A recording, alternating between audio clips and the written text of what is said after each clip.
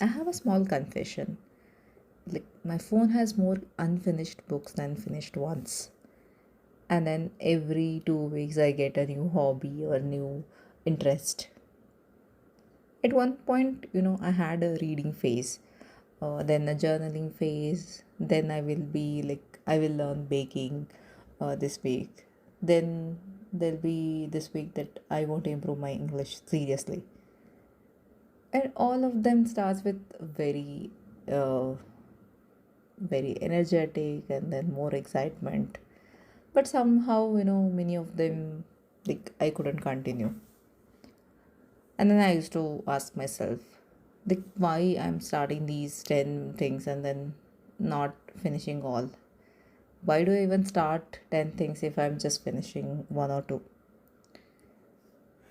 Starting feels powerful, but when we start something new, it feels like we are becoming better versions of ourselves, and then we imagine the future version like disciplined, focused, skilled, and very confident.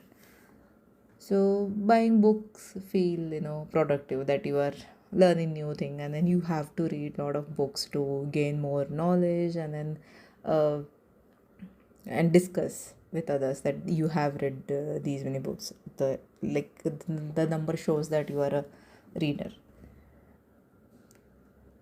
But finishing, not so great. Finishing happens after the excitement disappears. Finishing, requires staying when nobody is really watching, and then when it is actually boring, and then when the progress you feel it's very slow, and then even there is no instant gratification. And I think in today's world, everything competes uh, for our attention.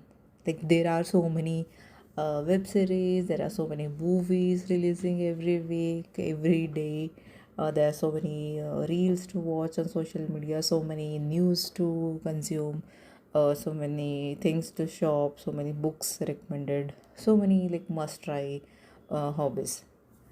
And when someone says casually, "Oh, you haven't watched that? Oh, you haven't been there?" Suddenly, we feel that we are behind.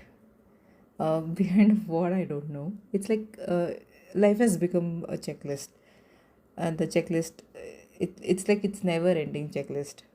But recently, I noticed something interesting. This podcast, I didn't overplan it.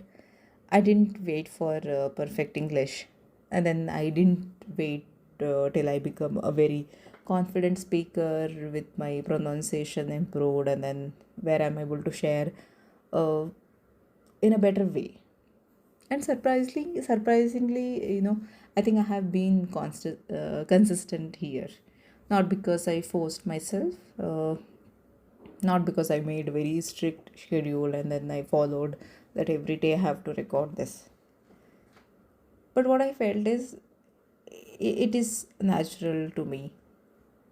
I really enjoy thinking about my thoughts and then composing my thoughts, and then uh, I enjoy reflecting my life, and then I really enjoy sharing uh, this with everyone who's listening.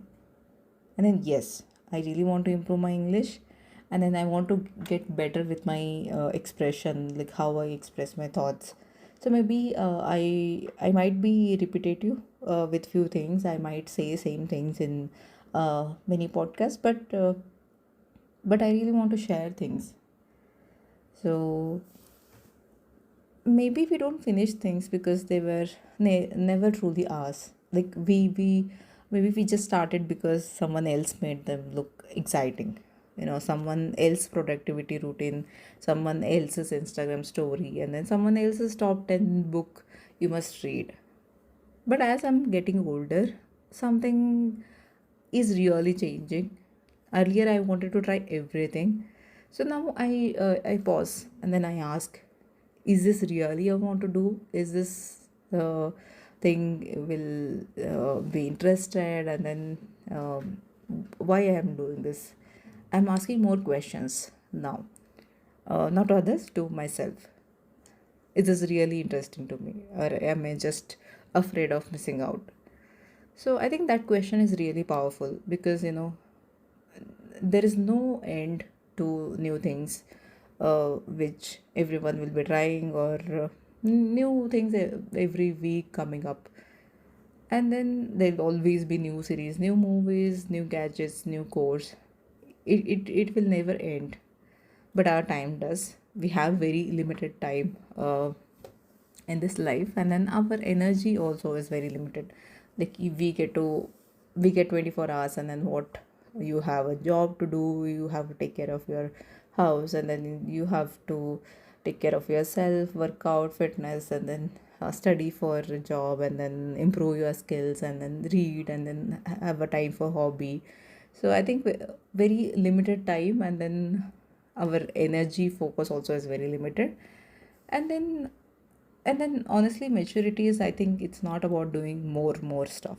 Maybe it's like, choosing better, choosing like what aligns with your interest, like who you are, what is really value, uh, what is really important to you, what things add a value to your life.